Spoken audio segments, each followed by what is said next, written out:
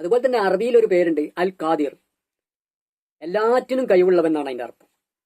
എന്നാൽ അതേപോലെ തന്നെ വിശ്വദക്ഷിണ എന്നുള്ള പേര്, ആ പേരിന്റെ അർത്ഥവും എല്ലാറ്റിനും കഴിവുള്ളവെന്നാണ്. അപ്പൊ ഇങ്ങനെ നമ്മൾ അള്ളാഹുവിന്റെ 100 നാമങ്ങൾ എടുത്തുകാണ്ട് അതിന്റെ അർത്ഥങ്ങൾ നോക്കുകയാണെങ്കിലും മറ്റു അതുപോലെ പല ദൈവങ്ങളുടെ പേരെടുത്തുകാണ്ട് അതിന്റെ അർത്ഥങ്ങൾ നോക്കുകയാണെങ്കിലോ ഇതൊക്കെ അർത്ഥങ്ങൾ ഏകദേശം ശരിയായിട്ടാണ് വരിക. മനസ്സിലായോ? ഞാനങ്ങനെ മനസ്സിലാക്കി കേട്ടോ. ലോകത്തിന്റെ നാനാഭാഗത്ത് പല ജാതികളും ഉണ്ട്, 10,000 മതങ്ങളുണ്ട് എന്നാ പറയുന്നത്. ഓരോരുത്തർക്കും ഓരോ വിശ്വാസങ്ങളും കാര്യങ്ങളാണ്. പക്ഷെ എല്ലാവരും ചെല്ലുന്നത് അവസാനം ഒരു ദൈവത്തിലേക്കാണ്. ആ ദൈവത്തിന് വിളിക്കുന്ന പേരുകൾ പല തരത്തിലാണ്, അതിന്റെ അർത്ഥങ്ങൾ ഒന്നാണ്. അപ്പൊ അർത്ഥം അറിയാത്ത കുഴപ്പമാണ് ഇപ്പത്. കാരണം പണ്ടൊക്കെ ഖുർആന്റെ അർത്ഥം, മലയാളത്തിലുള്ള അർത്ഥമൊന്നും പണ്ടൊന്നും ആർക്കും അറിയില്ല. ഇനി പിന്നീടാണ് മലയാളത്തിലെ അർത്ഥങ്ങളൊക്കെ വന്ന് കുറെ അർത്ഥങ്ങളൊക്കെ ആളുകൾ പഠിച്ച് മനസ്സിലാക്കി.